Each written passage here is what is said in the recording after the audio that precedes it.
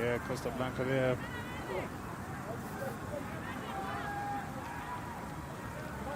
Scoring fast. This year they shift the ball back, the blind. And offload down the wing. That's a try for the Costablanca. Yeah, Try, applying the pressure here. For the Reese. Making it very difficult for Mwamba Select, for Mwamba ladies to be able to get out of their red zone. They have been pinned in their 22 and finding it difficult really to get any sort of traction in this match. Costablanca, of course, they're seasoned campaigners. They have been around the globe the last 2-3 years of active rugby, participating in several tournaments, especially in the Europe circuit, and that experience is showing here. Mwamba Select.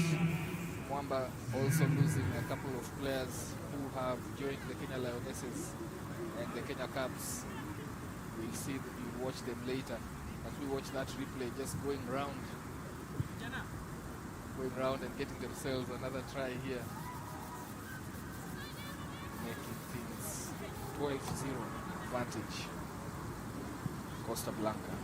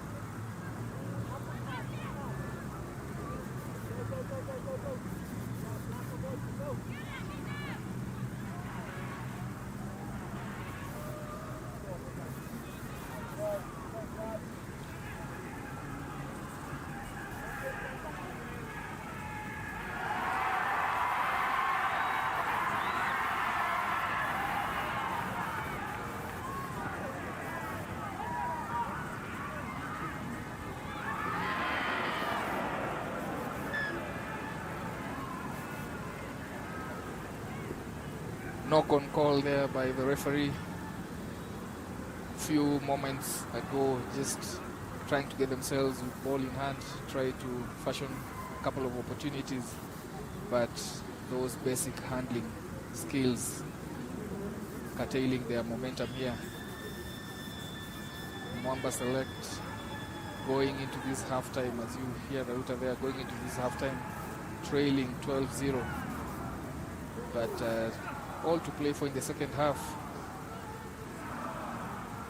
Costablanca with a successful put in there, carrying the ball in the 15-meter channel, coming in to support and clean that one, but guilty of holding on under the intentions of the jackler. Quick tap and go from Mwamba. There will be a yellow card here. Zero tolerance around those penalty restarts. Fringing within the 10-meter mark. Always going to cost the defending team. If you watch there,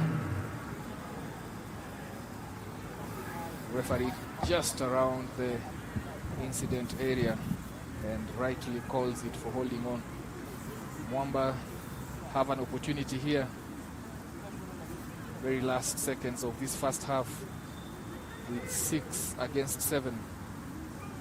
They just need to shift this ball quickly and they might find themselves on the scoreboard. Good set piece there, ball goes out, but the Costablanca ladies just scrambling there in defense. Good big hit on the ball carrier, and looks like a turnover by Costablanca. Indeed, it's a turnover and advantage being played here.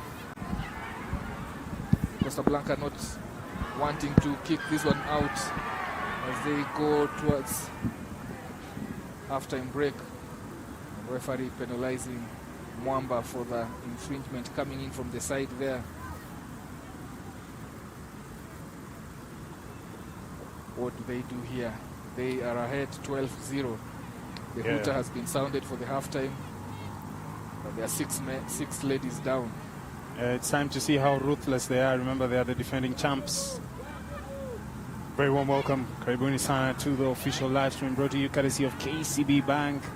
We're live at the Nya National Stadium, bringing to you the 27th edition of the Safari Sevens as Mwamba mixing the passes here. The ball lost on the floor there. It's a knock-on. And that is half-time. Half-time score here, Costablanca, the defending champions of Safari Sevens. Get ready for the second half of this first match of the 27th edition of Safari Sevens. This is the women's category. Local side, Mwamba ladies taking on the defending champions, Costablanca. Costablanca had a very strong first half, pinning Mwamba in their own half. The script looks to repeat itself here, Walter. Yes, the script seems like this second half will be once again dominated by the Costablanca side. They're very aggressive. Look at how they play. The breakdown, the tackle completion rate. I mean, they're good value for money, and that is why they're the defending champions. There is a line break there, quick break to the try line. That is Denise Gotazar. Yeah, Denise Gotazar going out, using the space out wide, around 10 meters to work towards the touch, then with pace to burn, goes and adds another 5 points for Costablanca. Costablanca now cruising here, taking charge of this match, looking to start strongly their defense of the Safari Sevens women's category. Two pools here, 8 teams for the women's category. So the quarterfinals is all to play for. Good restart there, but just fails to go the mandatory 10 meters, and it's a free kick at the center for Mwamba. Finally with ball in hand. Yeah, Mwamba have an opportunity to express themselves here. They've been starved off possession this second half. One would have thought maybe second half would have been theirs. Here is time for them to piece something together. Go straight into the defender. The referee says release. Passed on to the wing. Lynette Moran there, well handled. The referee playing an advantage, going off their feet. While Costablanca in trying to fetch for that ball. Shifting the passes out. Mwamba, the ball goes backwards. Referee is playing an advantage, but that advantage hasn't been to Mwamba's good, and play has to be pulled back 15 meters out of the halfway mark, and this is Mwamba's opportunity. If Mwamba have to rally from 17 down, really the fight has to start now, because 4 minutes 22 seconds is not a good time to try and claw such a deficit. Yeah, they have to work on their execution. They have to retain possession. That's one thing that they have lacked in the first half. At the beginning of this second half, they have to make Costablanca defenders work. And so far, with ball in hand, they have been turned over several times. Costablanca strong in that contest area, looking to turn it over. The referee just gets to the advantage of Mwamba there, asking them to release. Ball spews backwards. Costa steal it. And now they have possession, turning possession, defense into attack. Let's see how adjusted they are from turning loose ball into attack, and see how they can finish. That strong defense there by Mwamba. Mwamba battling hard, just trying to make sure that, remember, there are 8 teams really in the ladies tournament, and of course this could be a good opportunity for a run out and step inside. Not sure who or what happened to that Mwamba defender there. I hope she's okay, and that's a turnover. Mwamba there, still the ball. Players not 10 meters. They do make the tackle, but the referee will be playing an advantage. Sure, he does. Momo pulls play back, double blast. That spells trouble. That is a yellow card to the Costablanca side.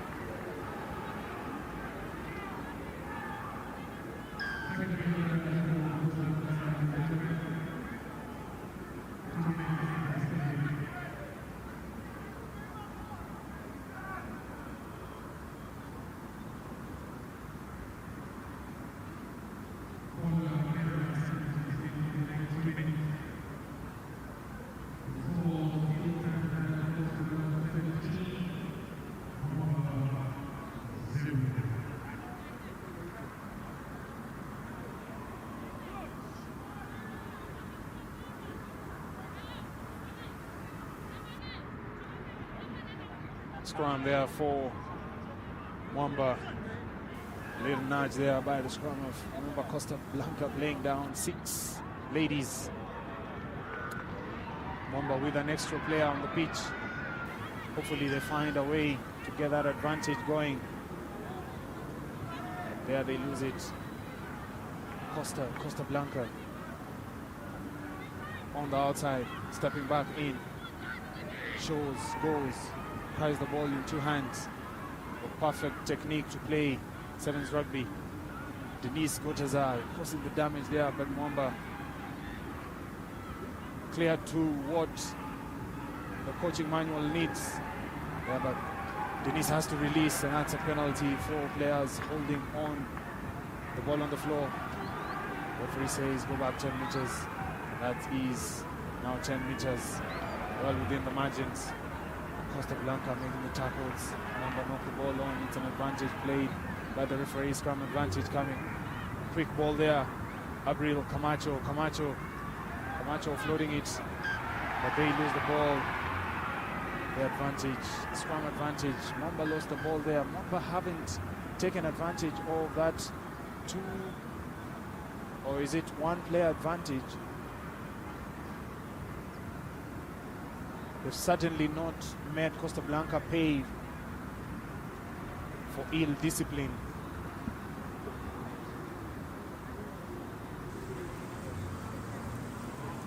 The month of October.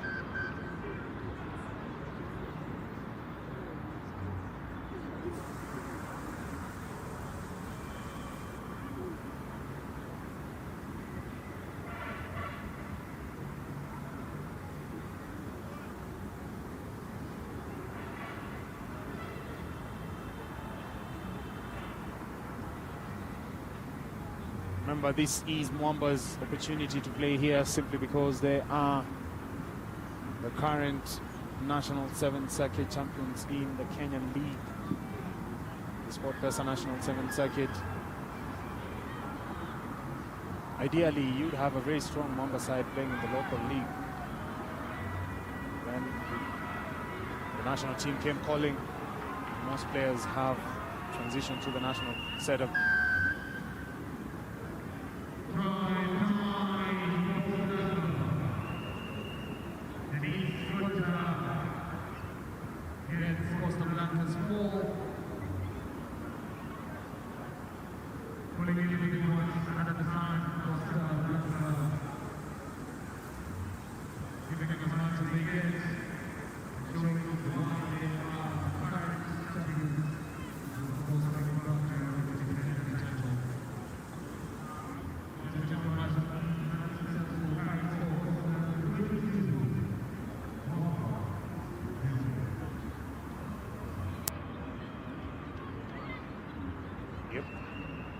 See the passes being strong there.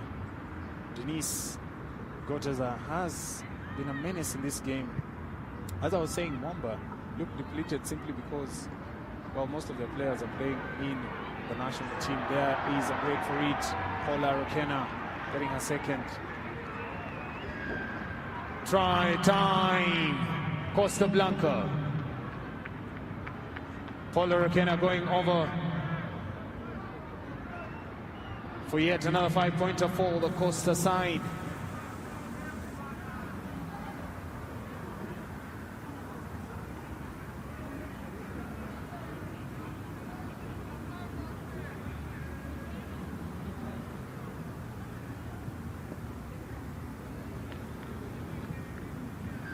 Conversion is successful, ladies and gentlemen, and the center referee blows his full-time whistle.